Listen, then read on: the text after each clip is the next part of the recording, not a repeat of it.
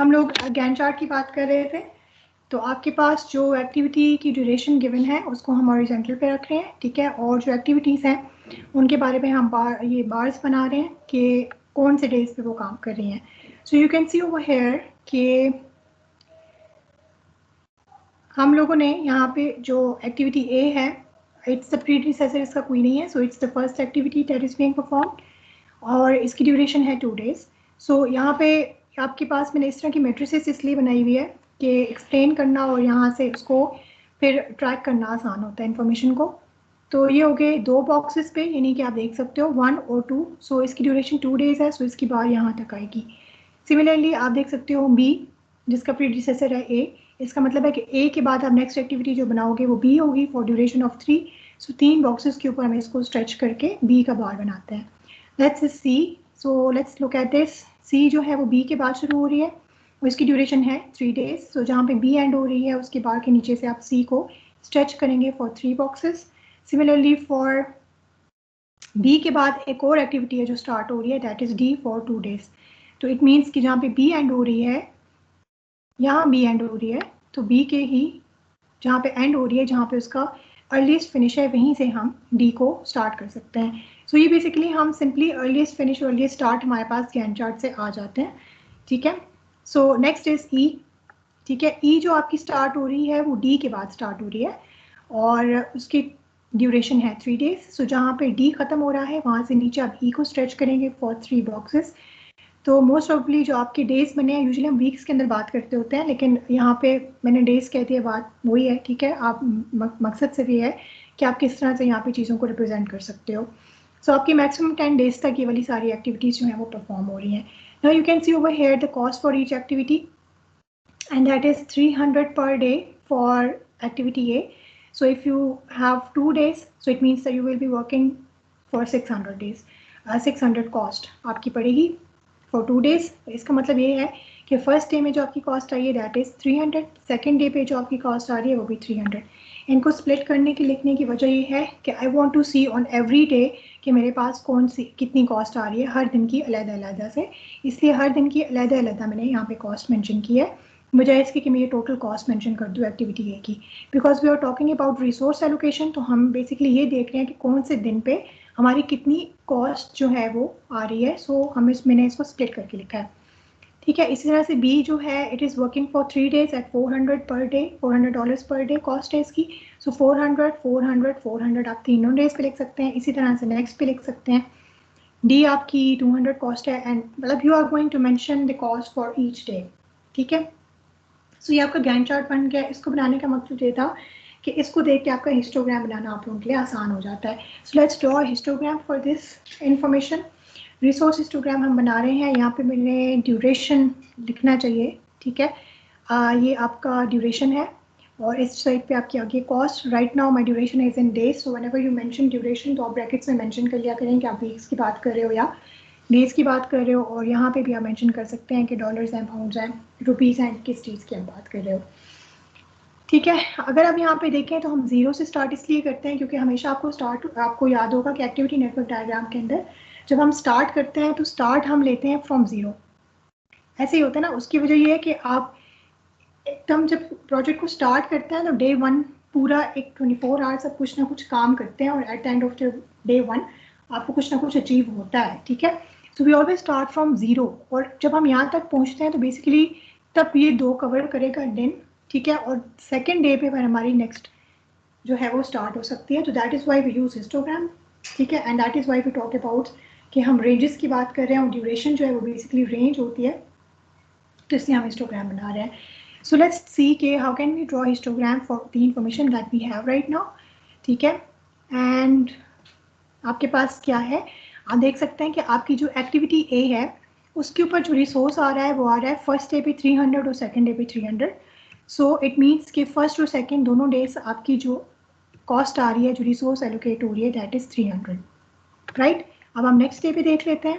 Sorry, next day आप देख सकते हो कि day second, third and fourth यानी कि फिफ्थ तक आपके जब फोर्थ डे चलेगा तो फिफ्थ तक जाएगा ना, ठीक है। तो 3 डेज आपकी जो नेक्स्ट 3 डेज हैं उनकी जो आपकी रिसोर्स आ रही है cost that is 400।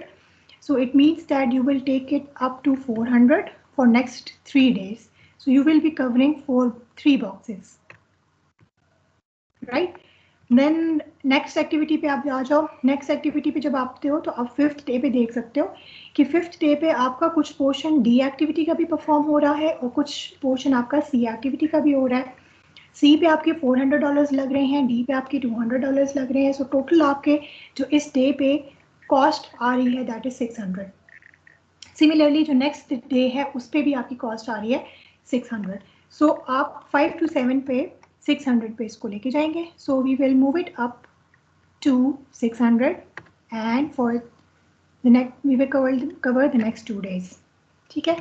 Next 2 days की हमने इसलिए बात की है कि जो हमारे पास 7th डे है उसके ऊपर हमारी सी एक्टिविटी भी काम कर रही है और हमारी ई एक्टिविटी भी स्टार्ट हो चुकी है.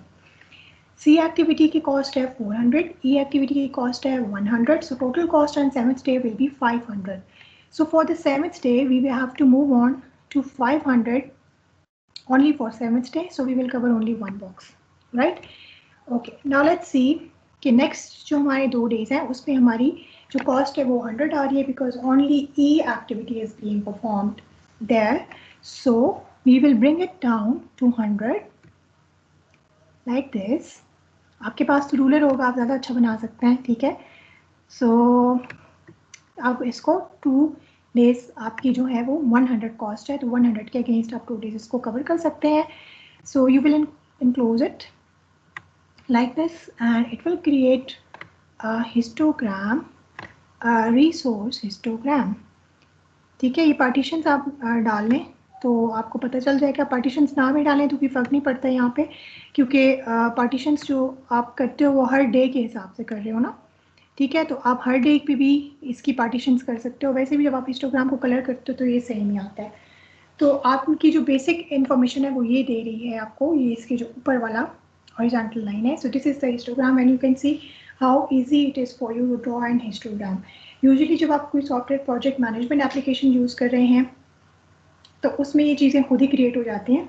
लेकिन चूँकि आप खुद क्रिएट कर रहे होंगे, आप सीख रहे हैं और आपको पता होना चाहिए कि कैसे क्रिएट हुआ है, तो आपको मैंने सिखा दिया है. ठीक है. This is a neat diagram for resource histogram. अब ये आपको ये बता रही है कि डे 1 पे और डे 2 पे आपका 300 एलोकेट होगा. फिर आपके जो डे 2nd है और 3rd है 4th डे तक आपका, बल्कि 5th डे तक आपका 400 होगा एंड सिमिलरली सो ऑन. अब लेट्स सपोज कि आपकी कोई रिसोर्स कंस्ट्रेंट है. रिसोर्स कंस्ट्रेंट का मतलब है कि रिसोर्स के ऊपर आपकी कोई कंस्ट्रेंट है जो कि आपने फुलफिल करनी है. फॉर एग्जांपल आपको ये कहा जाता है कि ड्यूरिंग द प्रोजेक्ट जब रन हो रहा है तो किसी भी डे के ऊपर आपकी जो कॉस्ट है it should not exceed $500, right. यानी on any day of this software life cycle the cost should not exceed $500. और इन्फॉर्मेशन आपको कहाँ से मिलेगी? इन्फॉर्मेशन आपको मिलेगी रिसोर्स हिस्टोग्राम पे. रिसोर्स हिस्टोग्राम आपको इन्फॉर्मेशन दे रहा है कि हर डे पे आपकी कितनी कॉस्ट आ रही है. और यहाँ पे आप देख सकते हो कि अगर उन्होंने आपको 500 कहा है तो आप 500 के अगेंस्ट एक लाइन ड्रॉ करें और जितने हिस्टोग्राम आपके इस लाइन से ऊपर होंगे, इस कंस्ट्रेंट से ऊपर होंगे, वो आपके एक्सीड कर रहे होंगे. अगर आप इस हिस्टोग्राम को देखें तो इट मीन्स दैट जो आपका डे 5th और 6th है यानी 5 to 7 तक जो आपका ड्यूरेशन है उसमें ये आपका हिस्टोग्राम है जो कि एक्सीड कर रहा है फ्रॉम योर रिसोर्स कंस्ट्रेंट. ये आपके $500 से ज़्यादा का खर्चा कर रहा है. इट मीन्स कि आपको इसको एडजस्ट करना पड़ेगा किसी तरह, वरना आपके जो कॉस्ट मैनेजमेंट है उसमें इश्यूज आ सकते हैं. सो बेसिकली आप रिसोर्स को एलोकेट कर रहे हैं. रिसोर्स को हिस्टोग्राम के अंदर आप रिसोर्स को स्केड्यूल कर रहे हैं. इसके साथ साथ अब आपको रिसोर्स हिस्टोग्राम ये भी बता रहा है कि कहाँ पे आपका रिसोर्स आपकी जो अलाउड अमाउंट है उससे ज़्यादा एक्सीड कर रहा है. और जब वो एक्सीड कर रहा है तो आपका काम है आप उसको स्मूथनिंग करेंगे. So how will we smoothen this histogram? This is the neat diagram. ठीक है. This is the red line shows the resource constraint. This is the critical path for the table. ये जो आपका टेबल था इसके लिए अगर आप क्रिटिकल पाथ बना सकते हैं, एक्टिविटी नेटवर्क डायग्राम आप बनाएं तो ये आपके पास मौजूद है, जो कि आपके पास इस वक्त latest start, latest finish, earliest start, earliest finish और इसके साथ आपको उसकी ड्यूरेशन बता रही है. फ्लोट्स हमने नहीं मेंशन किए हुए लेकिन आप देख सकते हैं कि फ्लोट किसका आएगा और किसका नहीं आएगा। अगर इस केस के अंदर हम क्रिटिकल पाथ देखें तो what is the critical path? इस एक्टिविटी नेटवर्क डायग्राम में क्रिटिकल पाथ में कौन कौन सी एक्टिविटीज आ जाती हैं, जल्दी से बताएं। ये तो बहुत आसान है, हरी अप कौन बताएगा? A B D E और एंड जो यस एंड तो चले मैंने ऐसे ही डाला है कि चले ABDE is basically your critical path and the reason it is critical path is because आपके जो अर्ली स्टार्ट और लेटेस्ट स्टार्ट है या आपके जो अर्लीस्ट फिनिश और लेटेस्ट फिनिश है उनका डिफरेंस जो है वो आपका 0 है। तो इट मीन्स कि इनके फ्लोट्स 0 हैं।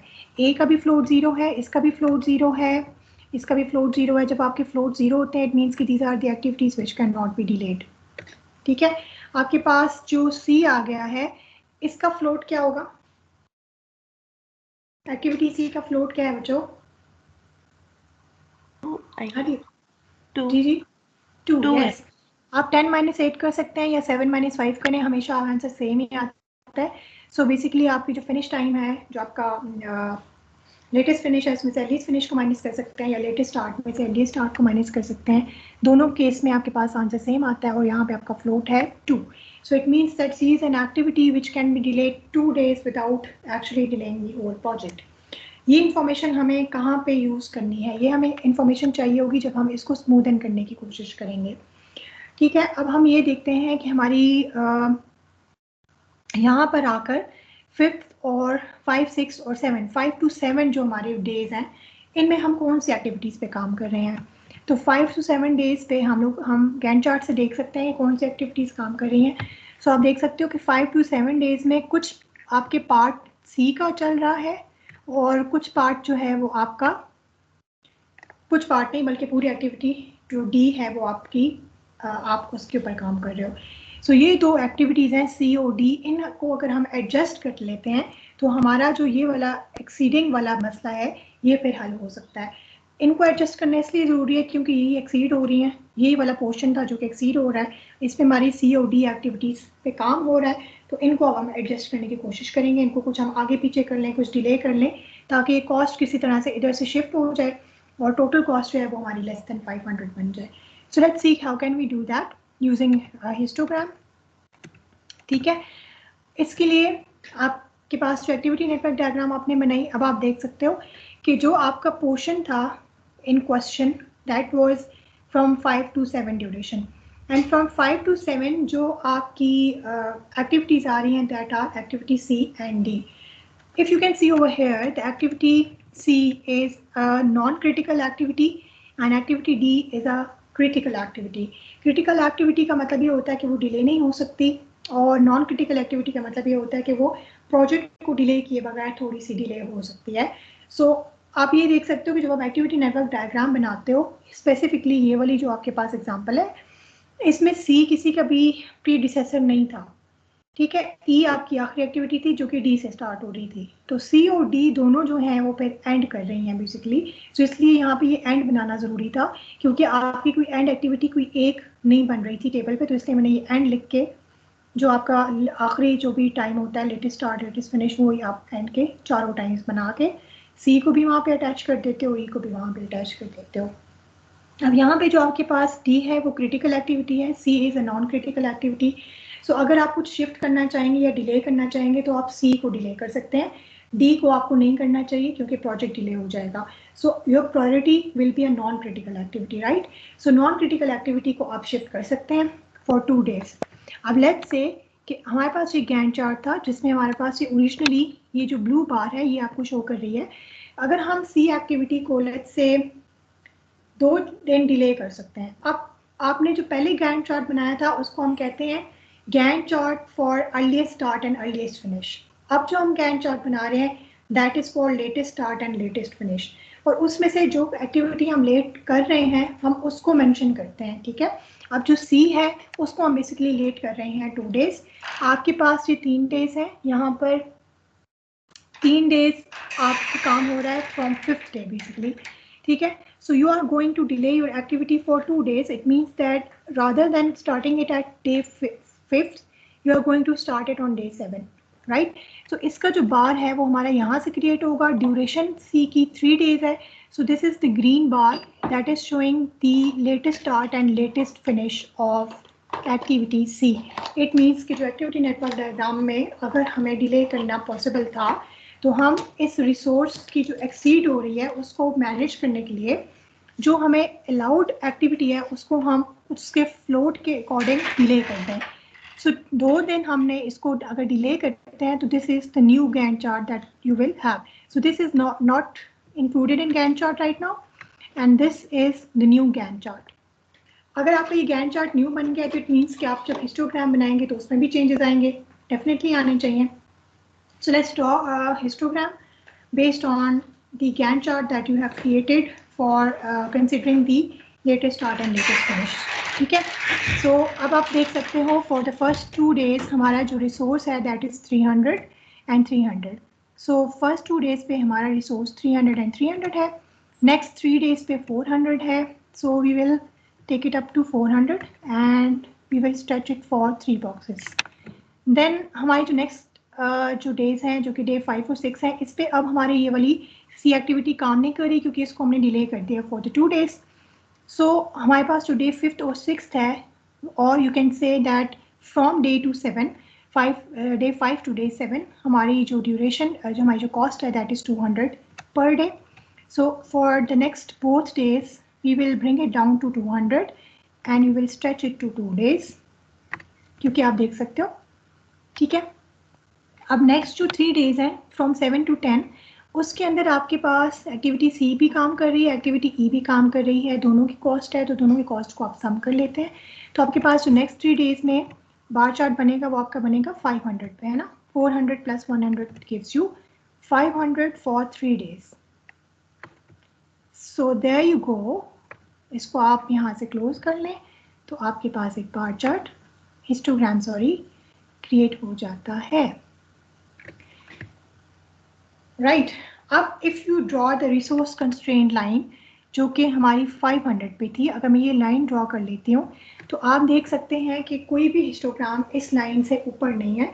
सो इट मीन्स कि मैंने जब एक्टिविटी सी को रीस्केड्यूल कर लिया तो उसको रीस्केड्यूल करने से क्या हो गया कि मेरे जो रिसोर्सेज एक्सीड कर रहे थे ना कुछ डेज पे, वो मैनेज हो गए और मैं उस कंस्ट्रेंट के अंडर अपने प्रोजेक्ट को लेके चल रही हूँ। आसान है, इंटरेस्टिंग है ना। और ये जो आपने काम किया, अभी आपने जो सी को डिले किया उसके बाद आपने एक स्मूथ हिस्टोग्राम बनाया, this is called as smoothing of the resource histogram, और ये आप करते हैं to fulfil the resource constraint. ठीक हो गया, ये आप देख सकते हैं that in this graph I have shown both histograms before smoothing and after smoothing in the same graph. The blue one is basically representing the old one and the green one is the histogram which you have achieved after smoothing, and you can see over here that the green one is now lies under the constraint, right?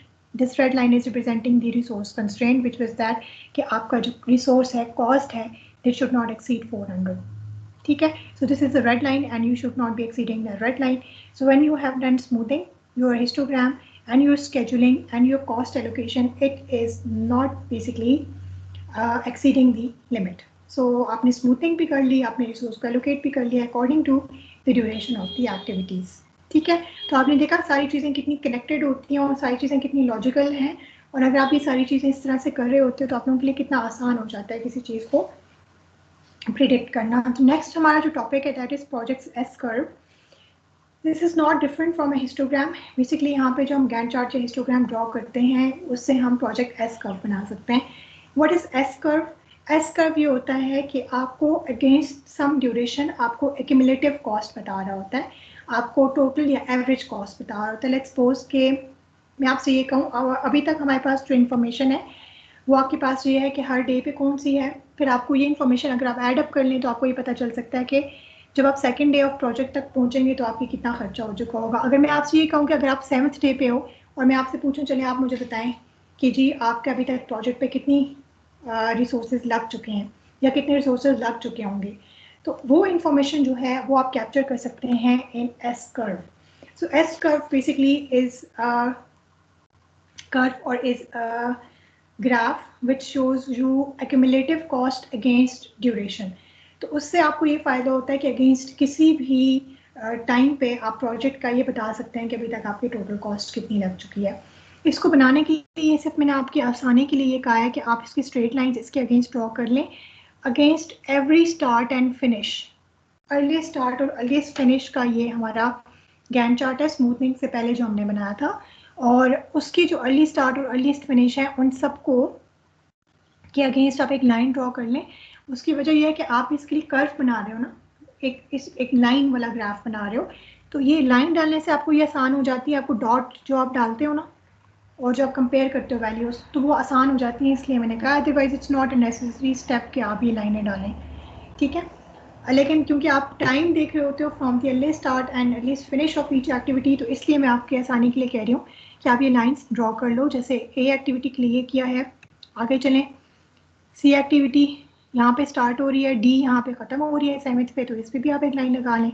सी यहाँ पे ख़त्म हो रही है, इस पर एक line लगा लें। ई स्टार्ट हो रही थी, लाइन आपकी लगी हुई है, यहाँ पे फिनिश हो रही है, उसके अगेंस्ट एक लाइन लगा लें, ठीक है। उसके बाद आप लेबल कर लें। लेबल करने से पहले आपको यहाँ पे अब आपने ड्यूरेशन रखनी है नीचे, ठीक है। यहाँ पे आपकी ड्यूरेशन आ जाती है बेसिकली, और यहाँ पे आप जो रखेंगे वो आपकी एक्यूमुलेटिव कॉस्ट आ जाती है, एक्यूमुलेटिव कॉस्ट, ठीक है। तो एक्यूमुलेटिव कॉस्ट की ये वाली वैल्यूज आप तभी डाल सकते हैं जब आपको पता होगा क्या क्या कॉस्ट्स हैं। तो लेट्स कैलकुलेट देम फर्स्ट। तो हमारे पास यहाँ पे जो एक्टिविटीज़ थी उनकी जो जो कॉस्ट है, और उसके ऊपर हम इस कॉस्ट का एक तो हम ये कर सकते हैं फर्स्ट, ये जो हमने डिवीजन की है ना, इसको हम कह सकते हैं कि ये हमारे प्रोजेक्ट के पीरियड्स हैं। इसका मतलब ये है कि we just mention it like this, ठीक है। हमारे पास इस वक्त 5 पीरियड्स बन रहे हैं। अब आप देख सकते हो इस पीरियड में सिर्फ एक एक्टिविटी पे काम हो रहा है, इस पीरियड में एक एक्टिविटी पे काम हो रहा है। जो थर्ड हमारा पीरियड है उसमें सी और डी दोनों पे काम हो रहा है। फोर्थ में सिर्फ सी पे काम हो रहा है, सॉरी सी और ई पे हो रहा है। फिफ्थ में सिर्फ ई पे हो रहा है। तो ये पीरियड्स बनाने से ये होता है कि आपके लिए कैलकुलेशन करना और कैटेगराइज करना करके कैलकुलेट करना आसान हो जाता है। So we just call them periods, ठीक है। And right now we have 5 periods in our project. Periods का मतलब है कि ड्यूरेशन का जो पीरियड है हम उसकी बात कर रहे हैं।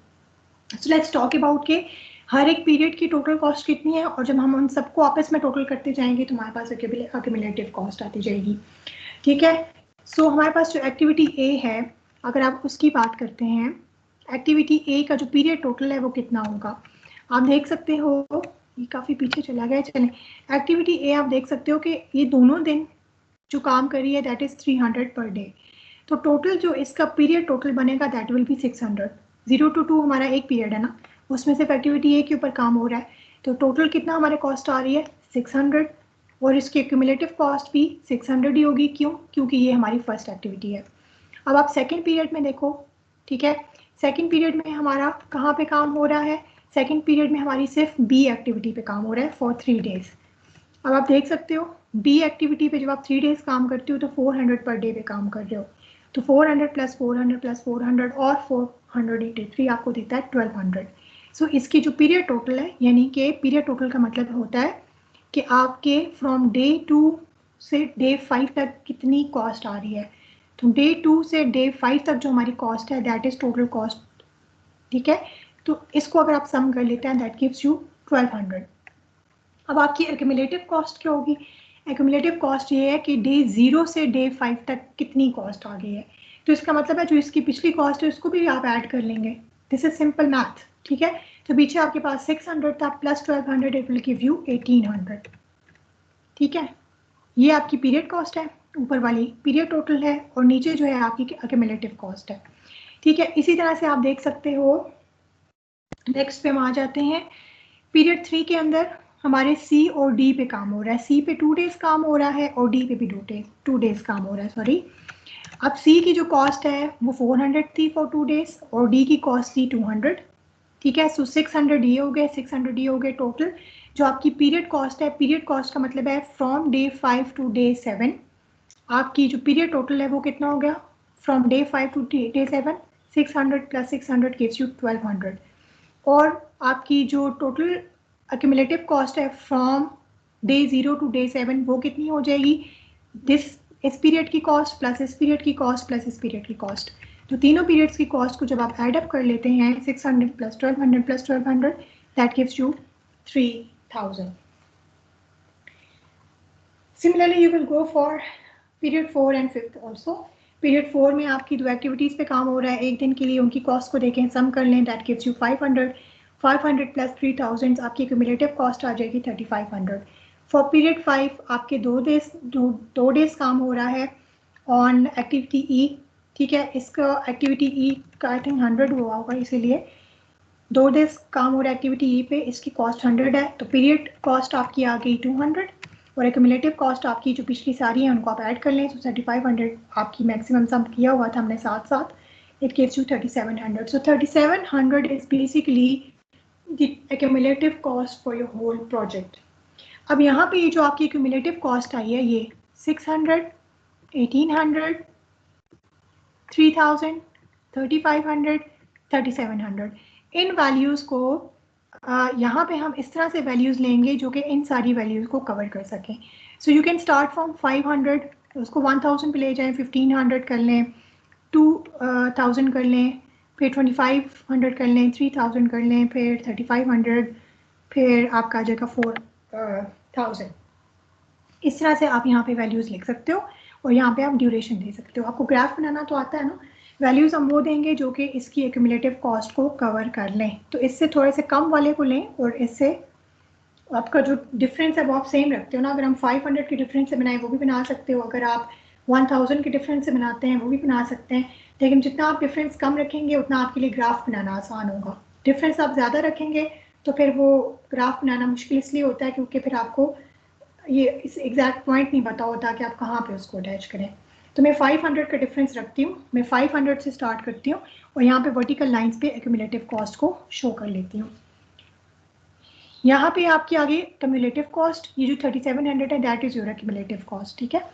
सो आप ये देख सकते हो एक लाइन पे हमने लिखा 500 प्लस 500 करें, 1000, 1500, 2000, 25, 3000, 35 एंड 4000. इसमें मेरी ये सारी वैल्यूज़ कवर हो जाती हैं. तो बस यहाँ तक मेरा ये ग्राफ आएगा. उसके बाद जो आपके डेज हैं वो तो 10 तक हैं, तो उसी तरह से 0, 1, 2, 3, 4, 5, 6, 7, 8, 9, 10 जो आपने पीरियड्स यहाँ पे बनाए थे, लाइंस डालने से आपको ये पीरियड्स याद रह जाते हैं, ठीक है. पीरियड्स आपको पता चल जाते हैं. अगर आप लाइंस नहीं बना रहे तो आप देख के भी कर सकते हो फर्स्ट 2 डेज या इस तरह, ठीक है. अब इससे क्या होगा, इससे ये होगा कि आप पीरियड के अगेंस्ट टोटल कॉस्ट देख रहे हैं, तो ये आपको ये बताता है कि टोटल आपका प्रोजेक्ट का उस दिन तक फ्रॉम डे 0 किसी भी दिन तक कितना आपका खर्चा हो चुका है या कितना आपका रिसोर्स लग चुका है. Right now we are talking about cost, so it means कि आपका कितना खर्चा हो चुका है. अब आप ये देखें कि आपके पास जो ये फर्स्ट पीरियड है इसमें जो आपकी टोटल आपकी जो क्यूमुलेटिव कॉस्ट है दैट इज 600. ये जो नीचे मैंने लिखी हुई है ये क्यूमुलेटिव कॉस्ट है ना, ये देखें, ठीक है. ऊपर वाली पीरियड टोटल है. So we are talking about cumulative cost, so we will be taking the values which are under. Okay, so आपकी जो फर्स्ट 2 डेज हैं इसमें आपकी क्यूमुलेटिव कॉस्ट है 600, तो ये 5 से एक थोड़ा सा ऊपर आ जाएगा, ठीक है. उसके बाद जो आपका नेक्स्ट पीरियड है उसकी आपकी क्यूमुलेटिव कॉस्ट है 1800, तो ये 20 है, 20 से थोड़ा सा नीचे आपका आ जाएगा 1800. फिर उसके बाद आपके पास नेक्स्ट पीरियड है उसकी आपकी कॉस्ट है 3000, वो तो एग्जैक्टली यहाँ भी 3000 लिखा हुआ है, वो यहाँ पे आ जाएगा.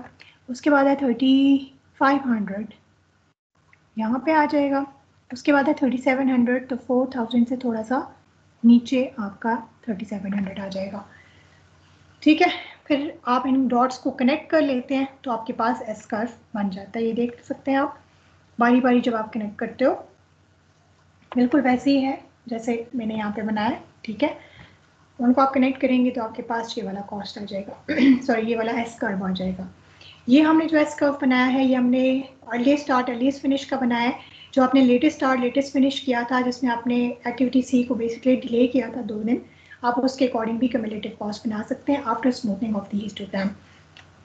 अगर आपको स्मूथनिंग रिक्वायर्ड होती है तो फिर बेहतर आइडिया यही होता है एज अ मैनेजर कि आप आफ्टर स्मूथनिंग ही एस कर्व बनाएं.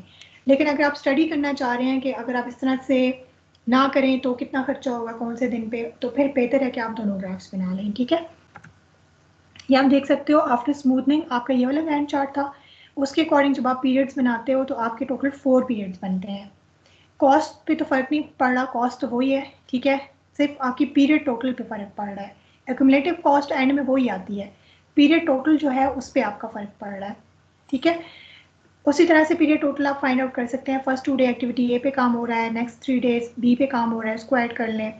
नेक्स्ट 2 डेज आपका डी पे काम हो रहा है, उसको ऐड कर लें। नेक्स्ट 3 डेज आपके सी और ई दोनों पे काम हो रहा है, दोनों को सम करके उनका टोटल सम कर लें, तो आपका पीरियड टोटल बन जाएगा। ये ऊपर वाले आपके पीरियड टोटल्स होते हैं, ठीक है, इनको हम लोग कहते हैं पीरियड टोटल। और जो नीचे वाले हैं वो आपकी क्यूमुलेटिव कॉस्ट्स हैं, ठीक है। सो अब 600 प्लस 1200 1800 प्लस 400 2200 प्लस 1500 2700, ठीक है। अब इनके अगेंस्ट फिर आप ग्राफ ड्रॉ कर लेते हैं, ठीक है। ये आप देख सकते हैं 600 पे ड्रॉ किया, फिर 1800 पे ड्रॉ किया, 2000 थोड़ा सा नीचे, फिर थोड़ा सा अबव 2200 एंड देन आपने 3700 पे ड्रॉ किया। इनको आप कनेक्ट कर लें। जब आप कनेक्ट करेंगे तो आपके पास इस तरह का एक एस कर्व बन सकता है। This is the S curve with latest start, जो कि आपने सी को लेट किया था। अब अगर आप इन दोनों ग्राफ्स को, ये दोनों एस कर्व्स को एक ग्राफ के ऊपर शो करें तो आपके पास इस तरह से सामने एक चीज़ विजिबली नज़र आती है कि किस तरह से आपने पीरियड्स के दौरान कॉस्ट को कम किया है। ये वाला पीरियड तो मिसिंग ही था, ग्रीन वाले में देख सकते हो डॉट नहीं है, क्योंकि हमारे पीरियड्स, नंबर ऑफ पीरियड्स कम हो गए थे। तो इसका मतलब ये है कि इन डेज पे जो है हमने कॉस्ट को काफ़ी मिनिमाइज करके कंस्ट्रेंट को मैनेज कर लिया। उसी 3700 के अंदर हमने इस तरह से रिसोर्स एलोकेट किए हैं कि हमने बजाय 5th डे पे या 6th डे पे करने के, हमने 7th डे से रिसोर्सेज दिए हैं और एक्टिविटी सी को 7th डे से स्टार्ट किया है।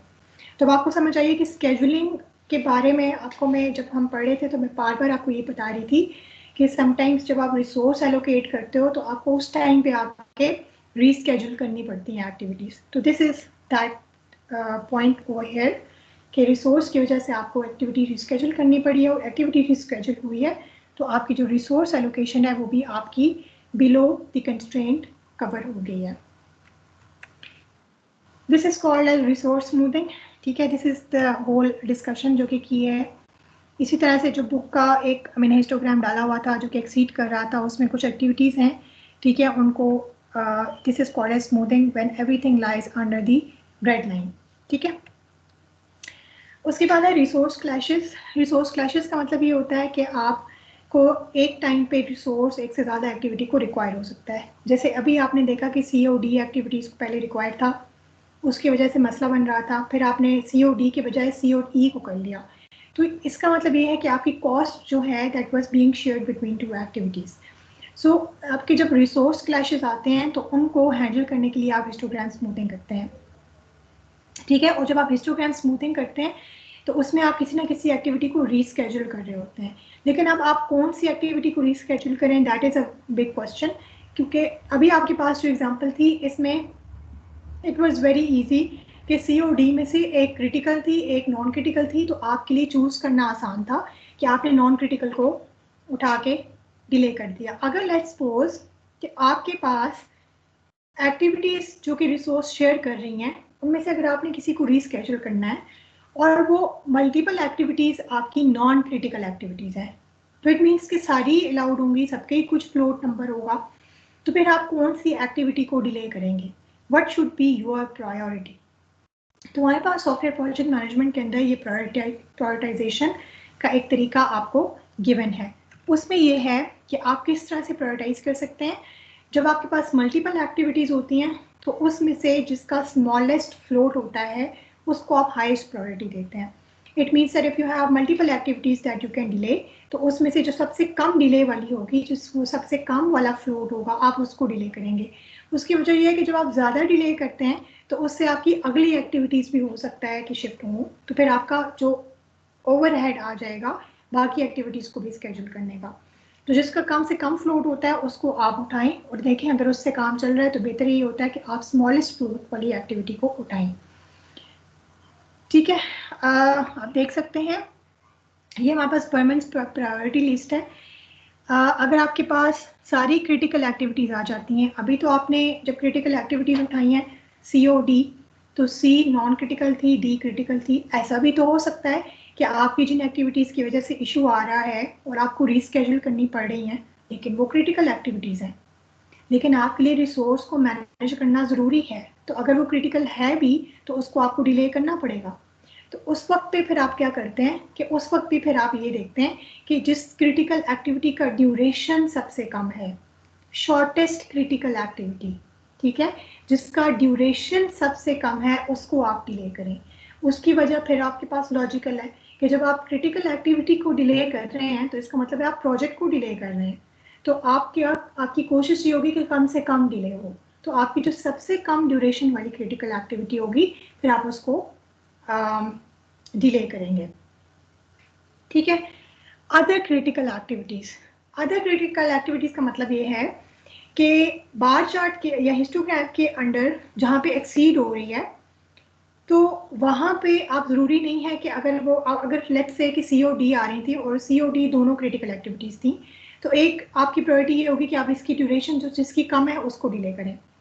लेकिन एक लॉजिकल बात है, if you are talking about critical activities, तो इसका मतलब ये है कि अगर आपकी एक भी एक्टिविटी डिले होती है तो उसकी आगे वाली सारी डिले होती जाएंगी और अल्टीमेटली आपका प्रोजेक्ट भी डिले होगा। तो जब आपने क्रिटिकल एक्टिविटी को ही डिले करना है तो फिर आप क्रिटिकल पाथ के ऊपर किसी भी एक एक्टिविटी को डिले कर दें। ज़रूरी नहीं है कि जहाँ पे एक्सीड हो रहा है आप उसी को डिले करें। उसकी क्या वजह है ये देखो, मैं आपको ये चीज़ समझाती हूँ इस तरह से हिस्टोग्राम के ऊपर, ताकि आपको ज़्यादा बेहतर तरीके से चीज़ समझ आ सके। अब ये देखें, फॉर एग्जाम्पल यहाँ से आपके एक्सीड हो रहा है ना, अब यहाँ इन दोनों डेज में जो मेरी एक्टिविटीज़ काम करी है, अब सपोज करें दोनों क्रिटिकल है, ठीक है। तो इसका मतलब ये है कि आप अगर इधर पीछे कोई एक्टिविटी ऐसी है जो कि क्रिटिकल है, जैसे अब यहाँ पे देखो, यहाँ तो चांसेस नहीं है ना, आप इनमें से किसी भी क्रिटिकल एक्टिविटी को डिले करें तो रिसोर्सेज थोड़े से आगे चले भी गए तो कवर हो सकते हैं। तो इसका मतलब है अगर इन डेज में पीछे यहाँ से यहाँ तक भी कोई क्रिटिकल एक्टिविटी है, जब आप क्रिटिकल एक्टिविटी को पीछे किसी क्रिटिकल एक्टिविटी को डिले करेंगे तो जो आपकी इधर वाली हैं क्रिटिकल एक्टिविटीज़ जो जिनकी वजह से ये एक्सीड कर रहा है वो भी ऑटोमेटिकली डिले हो जाएंगी, ठीक है। तो जो सारी की सारी क्रिटिकल एक्टिविटीज़ की वजह से मसला हो जाता है, तो फिर आपके पास ऑप्शन होती है कि ज़रूरी नहीं है कि आप उन्हीं क्रिटिकल एक्टिविटीज़ को जो कि ग्राफ के एक्सीडिंग वाली बार के नीचे हैं सिर्फ उन्हीं को डिले करें, बल्कि आप उनके अलावा भी किसी क्रिटिकल एक्टिविटी को डिले कर सकते हैं। उसकी वजह यह है कि अगर आप पीछे वाली किसी क्रिटिकल एक्टिविटी को डिले करेंगे तो जो हिस्टोग्राम है वो पूरे का पूरे ही आगे शिफ्ट होगा ना, आगे वाली सारी एक्टिविटीज शिफ्ट होंगी। So you have that choice, that is what basically they are trying to tell you, ठीक है। उसके बाद है शॉर्टेस्ट नॉन क्रिटिकल एक्टिविटीज। ये भी अभी आपको मैंने समझाया कि अब COD में से अगर आपकी एक क्रिटिकल एक्टिविटी आ जाती है, एक नॉन क्रिटिकल थी, तो आपके लिए बहुत आसान था, आपने कहा नॉन क्रिटिकल मसला नहीं करेगी, हम इसको डिले कर देते हैं। लेकिन अगर आपके पास बहुत सारी नॉन क्रिटिकल आ जाती हैं तो मसला तो कोई एक्टिविटी भी नहीं करेगी, फिर आप कैसे चूज़ करेंगे कि हम किसको डिले करें? आप उसमें से उन एक्टिविटीज़ को चूज़ करेंगे, या उसको आप डिले कर सकते हैं जिसकी ड्यूरेशन सबसे कम है, या आप उसको चूज़ कर सकते हैं जिसका फ्लोट सबसे कम है। अभी आप पे डिपेंड करता है। अगर आप कम डिले करना चाह रहे हैं तो आप सबसे कम ड्यूरेशन वाली को डिले करें, ठीक है। और अगर आप ज़्यादा ये देखना चाह रहे हैं कि बाकी चीज़ें इफेक्ट ना हो तो फिर जो सबसे कम फ्लोट वाली है फिर आप उसको चूज़ कर सकते हैं। समझ आ गई ये चीज़? सो आपको मैं बेसिकली सिर्फ ये समझाना चाह रही हूँ कि यहाँ पे जब अब हमने ये बात की थी कि ये जो एक्सीड हो रही है तो हम उन डेज पे देख रहे थे कि कौन सी एक्टिविटीज़ काम कर रही हैं। हमारे पास ये जो एग्जाम्पल थी इसमें COD थी और C हमारा फ्लोट था और इसका 0 था। इट मीन्स ये क्रिटिकल थी, ये नॉन क्रिटिकल थी। हमारे लिए चूज़ करना आसान था। लेकिन अगर COD दोनों क्रिटिकल होती फिर क्या होता? फिर हमारे पास चॉइस ये थी कि हम कम ड्यूरेशन वाले को चूज़ करें।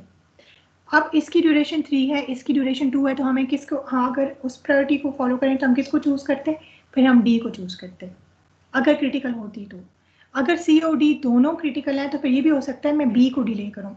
अब देखें B भी क्रिटिकल है ना, अगर मैं B को एक दिन डिले करती हूँ ना, ये भी डिले हो जाएगी, ये भी डिले हो जाएगी। तो इसका मतलब है कि COD की वजह से एक्सीड हो रहा था, तो ज़रूरी नहीं है कि मैं COD को ही चेंज करूँ अगर वो क्रिटिकल है, मैं किसी और क्रिटिकल एक्टिविटी को भी चेंज कर सकती हूँ, तो ये चेंज हो जाएंगे। अगर एक और ऑप्शन ये थी कि अगर COD दोनों नॉन क्रिटिकल होती, दोनों क्रिटिकल पाथ में नहीं है, दोनों को हम डिले कर सकते हैं, दोनों को डिले करना हमारे लिए आसान है, हम प्रोजेक्ट को इफेक्ट नहीं कर रहे, फिर हम चूज़ कैसे करें? तो फिर हम चूज ऐसे करते हैं कि या हम कम ड्यूरेशन वाली ले लेते हैं, अगर मैं कम ड्यूरेशन वाली लेती तो डी लेती, और अदरवाइज आपके पास ऑप्शन ये थी कि आप कम फ्लोट, जो स्मॉलेस्ट फ्लोट होता है वो भी आप ले सकते हैं। ठीक है, सो आई होप कि आपको ये प्रायोरिटी वाली चीज़ समझ आ गई है। अगर प्रायोरिटी के अंदर कोई आपका क्वेश्चन है तो आप भी पूछ सकते हैं, वरना फिर हम नेक्स्ट स्लाइड के ऊपर चलें। कोई ऐसा बच्चा जिसको ये प्रायोरिटाइज करने वाली बात समझ नहीं आई? एनीबडी जिसको प्रायोरिटाइज करने वाली बात समझ नहीं आई?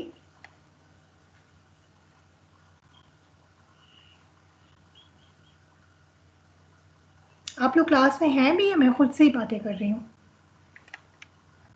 हमें समझ आ गई। समझ आ गई है? चलें फिर आगे चलते हैं।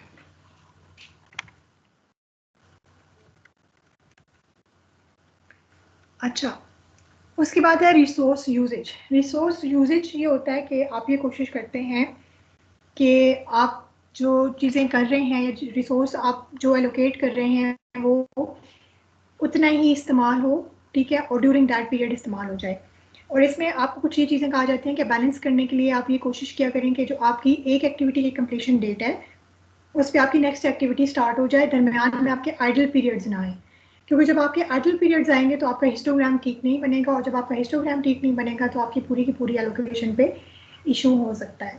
ठीक है, सो नेक्स्ट चीज़ है क्रिटिकल पाथ। ठीक है, क्रिटिकल पाथ में ये वाली स्लाइड मैंने आपको बेसिकली इसलिए ऐड किया कि आप जब एक्टिविटी नेटवर्क डायग्राम बनाते हैं तो उसमें आप एक्टिविटी की इंफॉर्मेशन डालते हैं, latest start, latest finish, earliest start, earliest finish and all that, लेकिन आप कभी भी उसके अंदर जो रिसोर्स कंस्ट्रेंट वाली इंफॉर्मेशन थी ना वो आप एक्टिविटी नेटवर्क डायग्राम के अंदर नहीं डालते।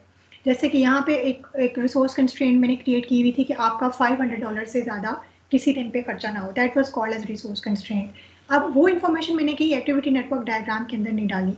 उसकी वजह ये होती है कि जब आप एक प्रोजेक्ट को मैनेज कर रहे होते हैं तो आपके मैनेज करने का तरीका डिफरेंट होता है, तो उस चीज़ को आप एक्टिविटी नेटवर्क डायग्राम के अंदर नहीं डालते हैं, क्योंकि आप उसको रिसोर्स एलोकेट करते हुए मैनेज कर लेते हो, लेकिन एक्टिविटी नेटवर्क डायग्राम के अंदर अगर आप मेंशन कर दोगे तो वो चीज़ तो डॉक्यूमेंट हो जाएगी ना, वो कंस्ट्रेंट आपकी वहीं पे रहेगी।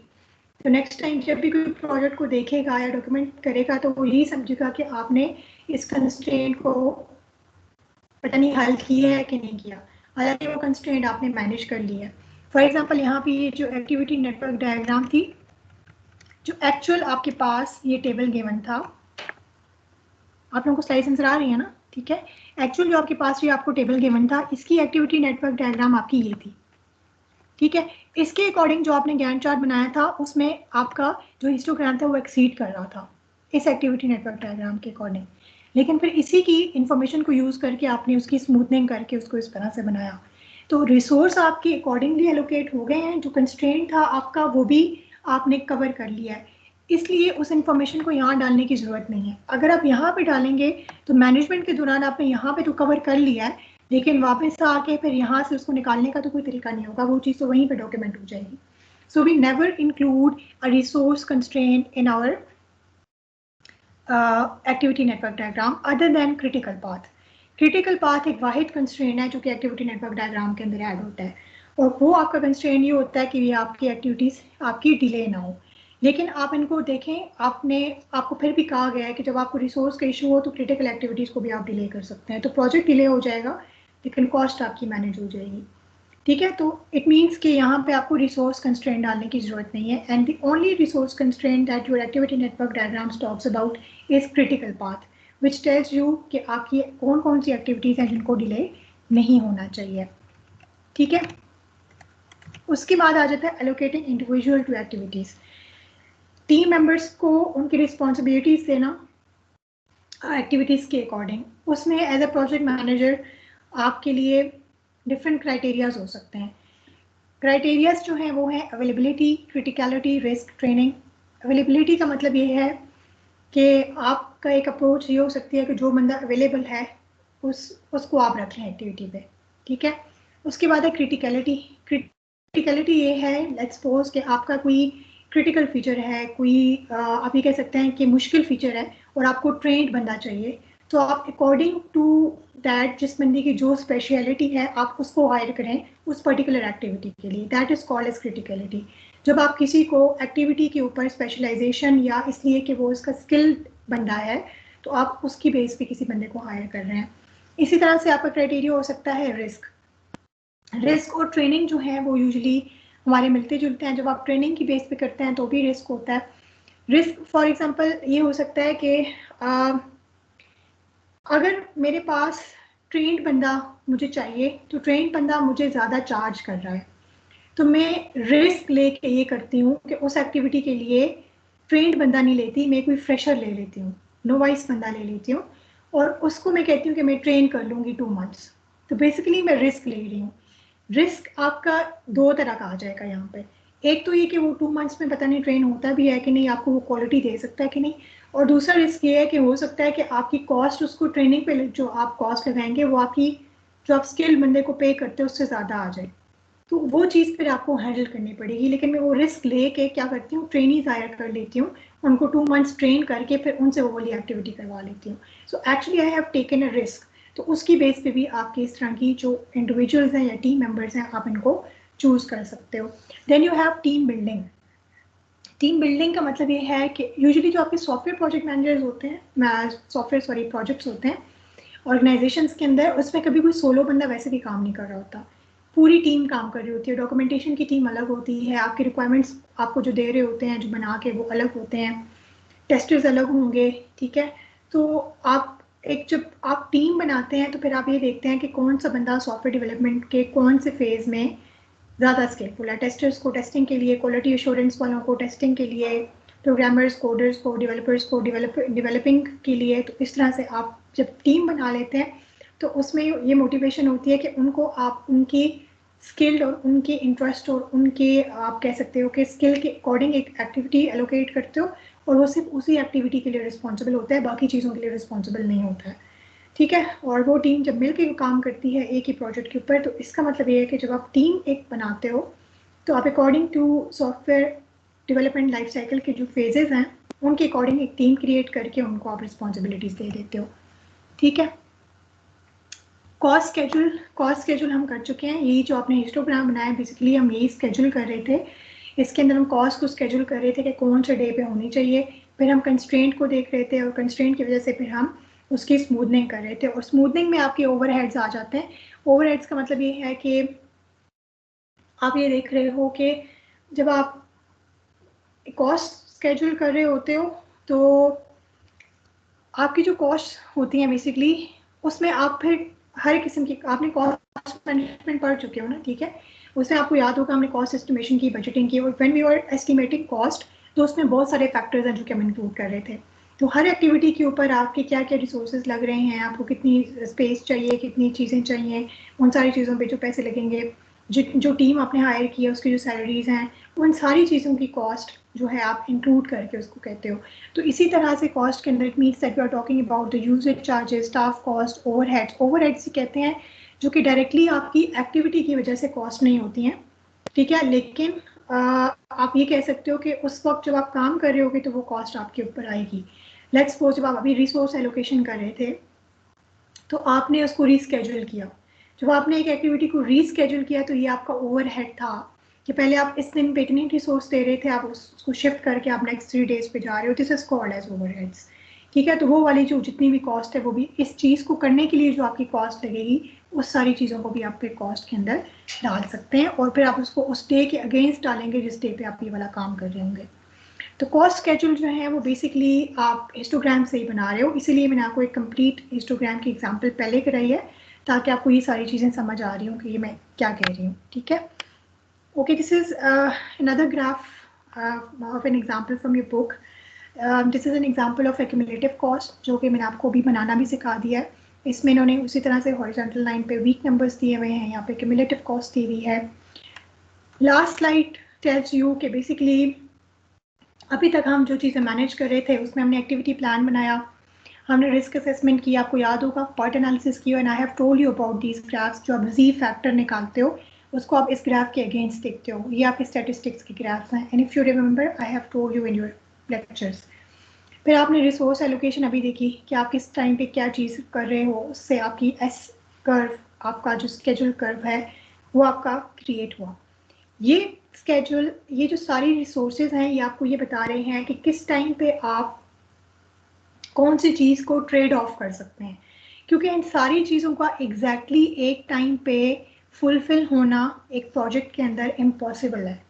तो आप इनके दरमियान में ट्रेड ऑफ्स करते हैं, ट्रेड ऑफ्स भी कर सकते हैं, और ये सारी चीज़ें आपको दूसरों चीज़ के बारे में इंफॉर्मेशन दे रही हैं। लेट्स सपोज अगर आपने एक्टिविटी प्लान आपके पास है तो उससे आप रिस्क असेसमेंट भी कर सकते हैं और उससे आप स्केड्यूल भी बना सकते हैं। अगर आपने रिस्क असेसमेंट की हुई है, ठीक है, तो रिस्क असेसमेंट से आप की जो है एक्टिविटी प्लान से भी रिस्केड्यूलिंग हो सकती है। आपकी रिस्केड्यूलिंग आप एक्टिविटी प्लान में कर सकते हो based upon the PERT network diagram, क्योंकि उसमें हम ये कह रहे थे ना कौन सी एक्टिविटी अगली एक्टिविटीज़ को इफेक्ट कर रही है। तो अगर आप कोई इस तरह की एक्टिविटी डिले करना चाह रहे हैं जो किसी को इफेक्ट ना करे तो फिर आप PERT नेटवर्क डायग्राम यूज़ करेंगे। तो आपकी एक्टिविटी को रीस्केड्यूल करने में आपने रिस्क असेसमेंट का काम किया है, that provides you an input over there. Similarly आप जब रिसोर्स एलोकेशन करते हो वो भी आप रिस्क की बेसिस पे कर सकते हो, ठीक है। तो ये आपकी जो टोटल आपकी ये चीज़ें, अब ये देखो रिसोर्स आपने एलोकेट कर दिया, उससे आप स्केड्यूल क्रिएट कर सकते हो। तो आपके पास एक रिसोर्स है कॉस्ट का, जो कि आपके डिफरेंट फेजेस में डिफरेंट कॉस्ट आ रही है, और डिफरेंट फेजेस पे आप डिफरेंट टाइम पे काम कर रहे हो। जब आपके पास ये इंफॉर्मेशन होती है तो you can create a cost schedule कि कौन से टाइम पे हम कितने कॉस्ट लगाएं या कितने फाइनेंसेस स्पेंड करें। सो it means that all the activities that you have done in software project management वो सारी इंटरलिंक्ड हैं और सारी एक दूसरे को इनपुट प्रोवाइड करती हैं ताकि आप उससे अगला स्टेप परफॉर्म कर सकें। That is end of today's lecture. If you have any question, you can ask right now.